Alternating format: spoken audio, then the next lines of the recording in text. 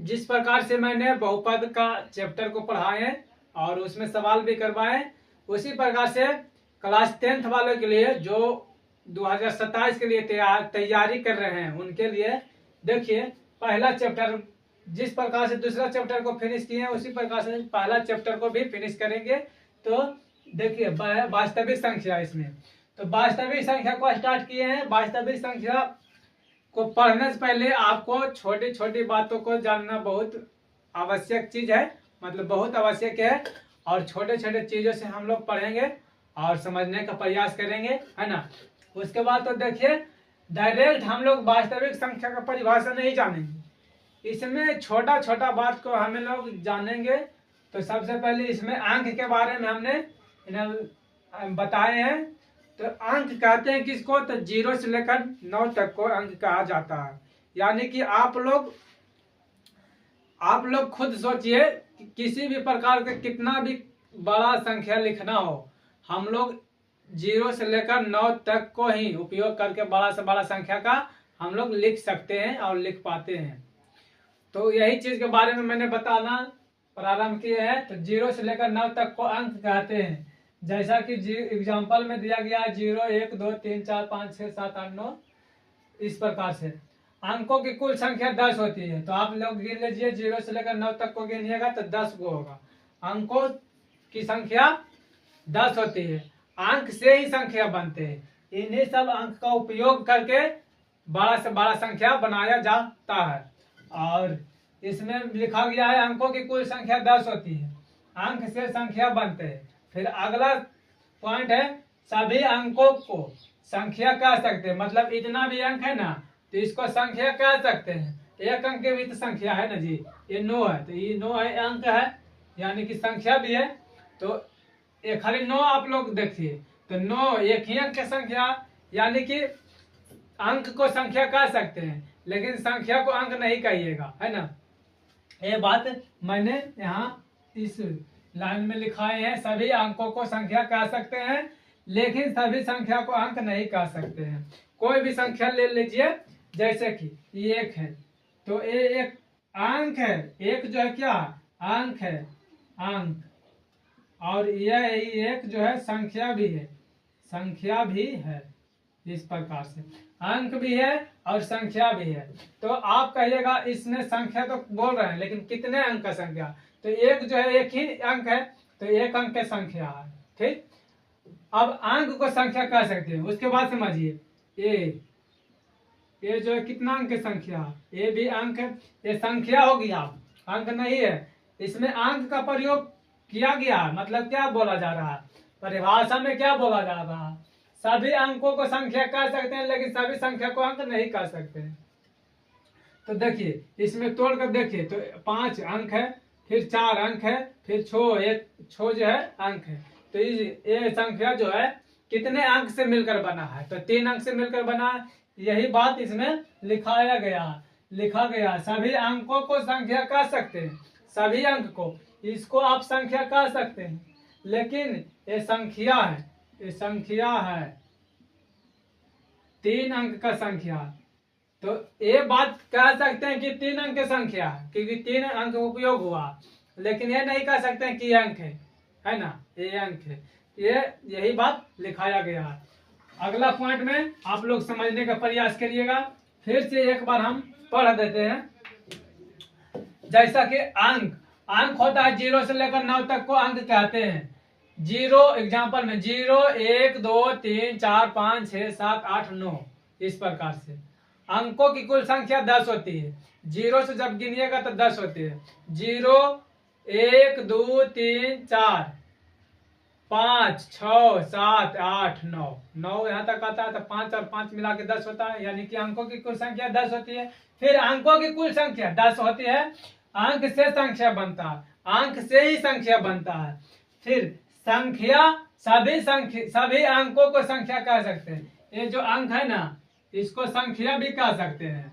और संख्या अंकों से ही संख्या बनता है, अंक से ही क्या बनता है तो संख्या बनता है। तो यही बात इसमें लिखा गया है। आइए अगला पॉइंट हम लिख रहे हैं।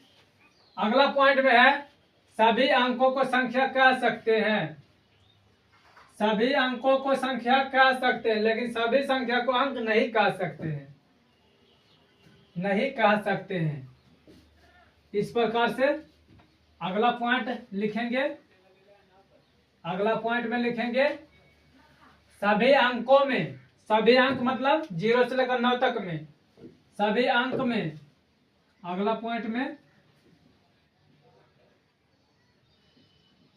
सभी अंकों में शून्य, सभी अंकों में अंक शून्य भी एक अंक है, सभी अंकों में शून्य, सभी अंकों, यहाँ पर में लगाएंगे, सभी अंकों में शून्य का स्थान मतलब 0 का स्थान, 0 का स्थान अति महत्वपूर्ण, अति महत्वपूर्ण है, अति महत्वपूर्ण है।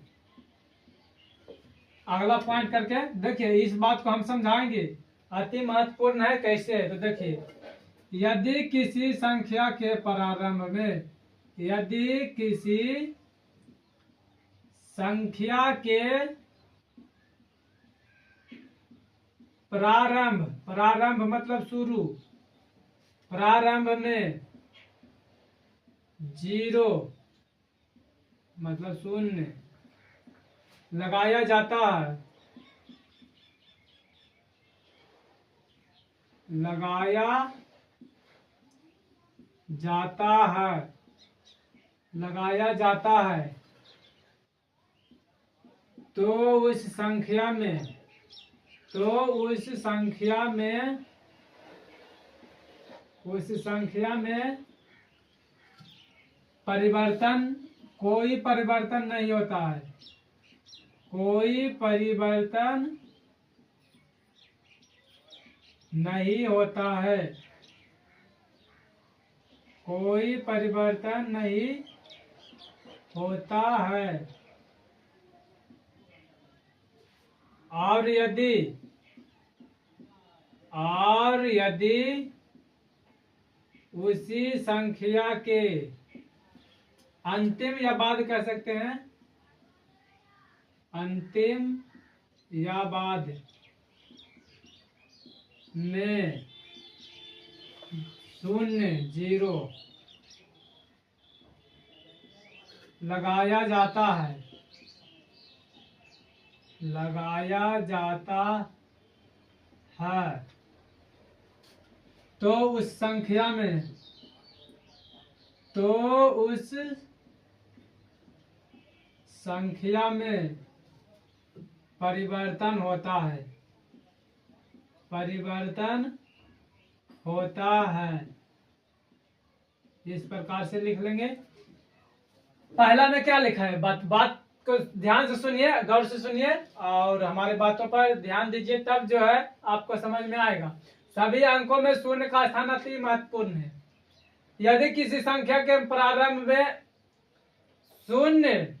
0 लगाया जाता है तो उस संख्या में कोई परिवर्तन नहीं होता है, और यदि उसी संख्या के अंत में 0 लगा देंगे तो उसमें परिवर्तन होगा। तो देख लीजिए एग्जाम्पल, एग्जाम्पल में देखिए, ये संख्या है, इसका मतलब क्या हो रहा है कि ये केवल 34 ही है।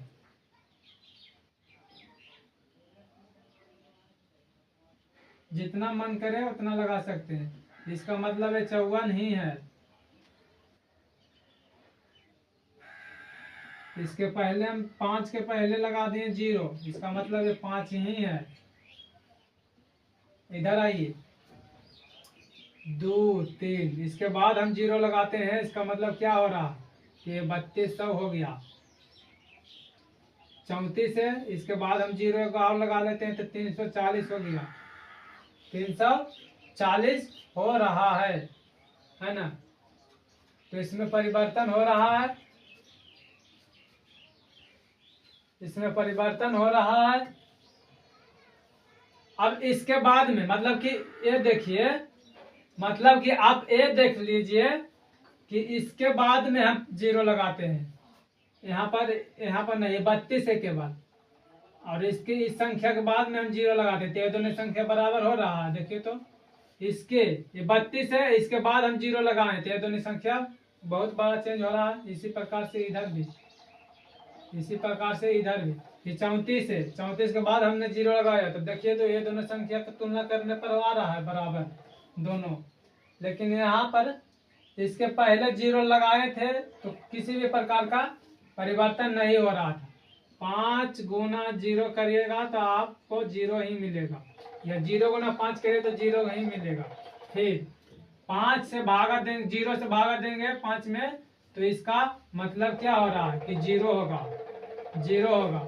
अब किसी भी संख्या में 0 से भागा देंगे, किसी भी संख्या में 0 से, इसका मतलब ये हो रहा है, उल्टा लिखा गया, किसी भी संख्या में 0 से आप भाग देंगे तो इनफाइनाइट होगा, और 0 में किसी भी संख्या से भाग देंगे तो उसका मतलब जीरो होगा। उसके बाद 0 से 0 में भाग देंगे तो ये जो है इसका अपर्याप्त है, अनिर्धारी, अनिर्धारी मतलब इसके बारे में अभी कोई भी वैज्ञानिक नहीं बताया है आप लोगों को।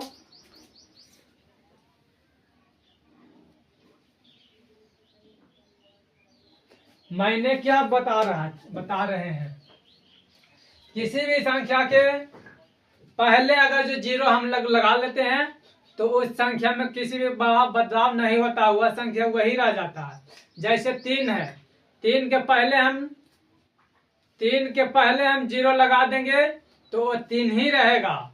अब 3 के बाद अगर जो जीरो लगाएंगे, एक जीरो लगाएंगे तो 30 बन जाएगा, 2 जीरो लगाएंगे तो 300 बन जाएगा। इस प्रकार से जितना जीरो लगाएंगे वो उसके मान में परिवर्तन होगा। उसके बाद मतलब किसी भी संख्या में, कोई भी संख्या हो, 1 अंक हो, 2 अंक हो, मतलब कि 1 से लेकर कोई भी संख्या लो, अब उसमें हम जब 0 से भाग देंगे तो उसका भागफल जो है इनफाइनाइट होगा, वो कटवे नहीं करेगा, आप भागा देते जाइए देते जाइए। अब किसी भी संख्या में, मतलब किसी भी संख्या से 0 में भाग दीजिएगा तो उसका वैल्यू क्या है, मतलब उसका भागफल 0 होगा। यहाँ पर आप लोग समझाते हैं, अगला में आगे चलकर हम लोग समझाते हैं। अब 0 को आप लोग जानते हैं कि 0 को 0 से गुना करने पर 0 होता है, या किसी भी संख्या को 0 से गुना करने पर 0 ही होता है। लेकिन यहाँ पर किसी मतलब कि 0 से 0 में भाग देंगे तो इसका भागफल क्या होगा, तो इसके बारे में अभी किसी को नहीं पता है ना। अभी के समय में किसी को नहीं पता है, लोग जानने का प्रयास कर रहे हैं कि क्या होता है, और इस पर सर्च चल रहा है, अभी पता नहीं हुआ है। तो आइए अगला पॉइंट हम लोग लिखते हैं। अगला पॉइंट, जैसे कि मैंने क्या बता रहे थे, ये वाला चीज बता रहे थे कि किसी भी संख्या से 0 में भाग देंगे, मतलब कि किसी भी संख्या से 2 ले लेते हैं और 0 में भाग देंगे तो कितना ब्रेक लगाएंगे, तो 0 ब्रेक लगाएंगे तब ना, 2 गुना 0 करेंगे तो 0 हो जाएगा, है 0 हो गया, तो 0 में से 0 तो 0, मतलब कुछ भी नहीं बचने वाला है। अब यही बात हम 0 से देते हैं 2 में भाग, 0 से 2 में भाग देते हैं, तो आप देखिए यहाँ पर 0 ब्रेक लगाइएगा, 1 ब्रेक लगाइएगा, कितनों ब्रेक लगाइए, 0 ब्रेक लगाइए तो 0 गुना 0 0 होगा, फिर से 2, फिर 1 ब्रेक लगाते हैं तो 0 गुना 1 0, फिर से 2 बचेगा, 2 में से मतलब कि 0 घटेगा तो 2 ही बचेगा। 2 ब्रेक लगाते हैं तो 0 गुना 2 करते हैं तो 0 ही होगा आएगा। तो आप इस तरीके से भागफल देते जाइए, भाग देते जाइए, मतलब 0 से आप किसी भी संख्या में भाग देते हैं तो उसका भागफल जो है इनफाइनाइट होगा। किसी भी संख्या में 0 से भाग देते हैं तो उसका भागफल इनफाइनाइट होगा, और वही 0 में अगर किसी भी संख्या से भाग देते हैं तो उसका वैल्यू 0 हो जाएगा। आप लोगों को समझ में आया होगा, आप लोगों को समझ में आया होगा। आइए अगला पॉइंट हम चलते हैं। अगला पॉइंट में प्राकृत संख्या के बारे में जानेंगे। प्राकृत संख्या के बारे में जानेंगे। प्राकृत संख्या कहते हैं किसको? तो गिनती वाली संख्या को प्राकृत संख्या कहते हैं। गिनती वाली संख्या को प्राकृत संख्या कहते हैं। तो दूसरा नंबर पॉइंट में है प्राकृत संख्या। प्राकृत संख्या नेचुरल नंबर। गिनती वाली संख्या को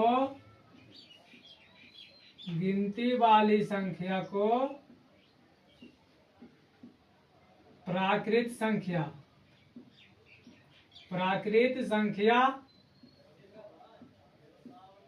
कहते हैं। तो आप लोग बताइए कि गिनती कहाँ से स्टार्ट होता है?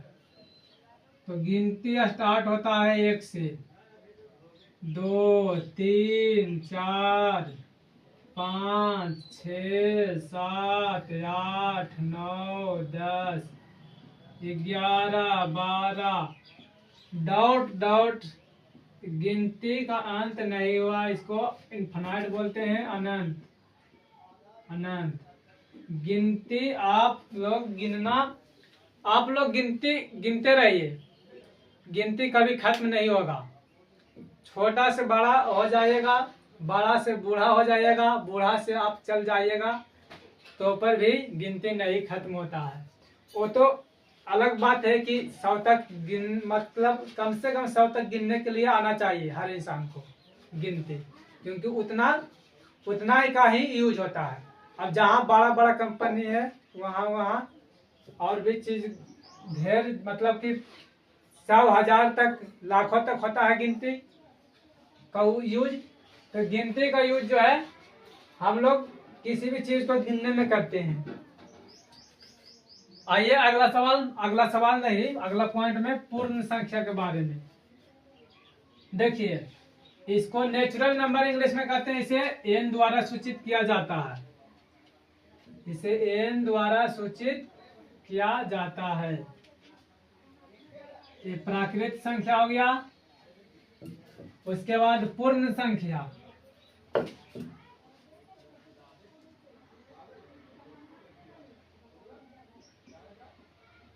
पूर्ण संख्या होल नंबर।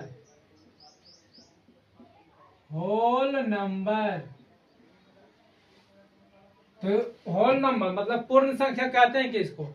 तो गिनती वाली संख्या में ही जीरो को हम शामिल कर लेते हैं, जीरो को मिला देते हैं, तो वह संख्या जो है पूर्ण संख्या बन जाता है। तो लिखेंगे गिनती वाली संख्या में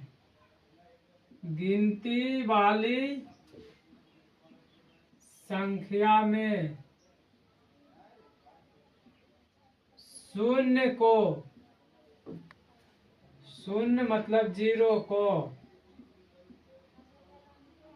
मिलाया जाता है या लगाया जाता है? मिलाया जाता है तो प्राप्त संख्या को